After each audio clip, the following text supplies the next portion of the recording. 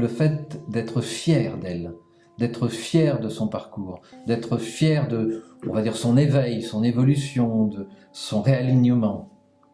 Elle l'est de toute manière. De toute manière, au moment où elle est dans son chemin de vie, complètement dans son chemin de vie, elle est automatiquement fière, fière d'elle, sûre d'elle. Tu les libères du « qu'en dira-t-on » ? Tu sais, ce fameux Oui. « qu'en dira-t-on » ? Qu'est-ce que t'as changé ? T'es plus comme avant, mais pourquoi tu fais comme ça ? Puis tous les amis autour qui peuvent évidemment dire ah, t'es en train de changer, donc je te perds, donc si je te perds, faut que je te ramène à moi, puis je vais te brainwasher pour te dire que ça va pas du tout ton changement. Prenons un exemple Oui. d'une personne qui, en alignement à l'âme, à un moment donné, on travaille sur une fréquence qui est le Ré, ou le La. Là, en l'occurrence, c'est le La, et puis il est parasité par le Ré, peu importe. Et sur le schéma répétitif qui est l'autoritarisme. De sentir qu'on l'empêche de. En ayant libéré la personne, enfin, ce que la personne se soit libérée, parce que c'est la personne qui fait le travail, Oui.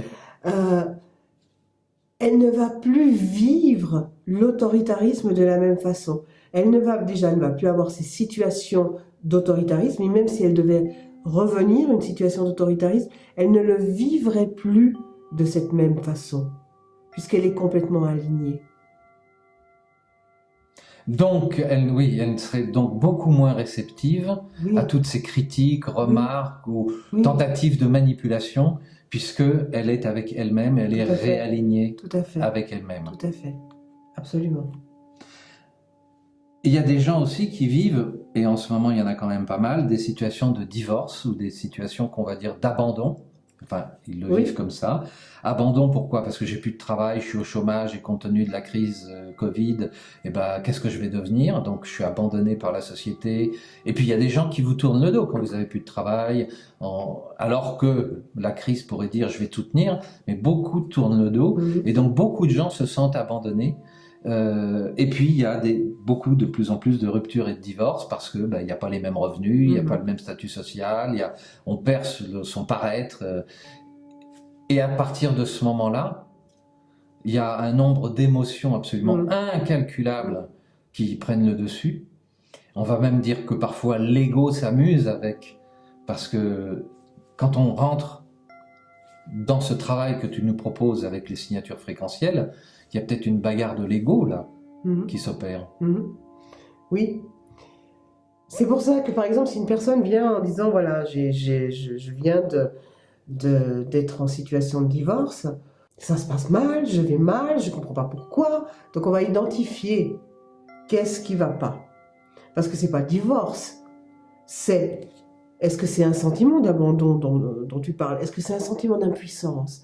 Est-ce que c'est un sentiment de ne pas exister, d'être transparent? Donc d'identifier la bonne émotion à travailler et d'envoyer les fréquences en fonction de cette émotion qu'on aura identifiée.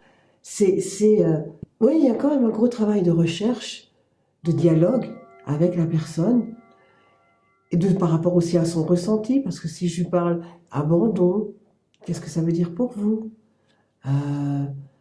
Impuissance, transparent, ou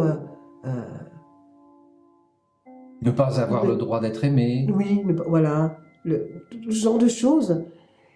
Et moi, ça va m'aider à déterminer quelle est la bonne fréquence. Puis après, on va travailler sur cette fréquence. Mais, je le répète, ce n'est pas une thérapie au sens freudien ou lacanien ou jungien du terme.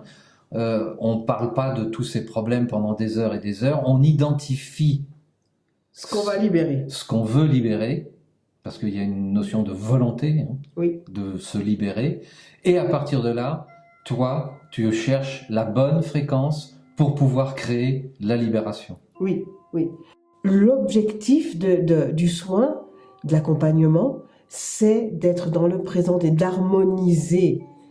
Même harmoniser la colère, harmoniser l'impuissance, harmoniser le sentiment d'abandon avec la personne. C'est d'harmoniser pour que ça ne soit plus parasitant.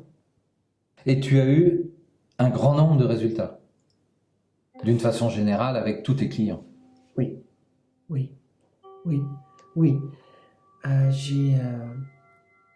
Et c'est l'objectif, hein. Une cliente, et d'ailleurs je le ressentais moi-même, elle avait plus besoin de revenir. Elle avait fait les signatures, hein. Elle a fait l'alignement à l'arme. Ensuite, elle a fait 2 séances de libération, 1 an plus tard.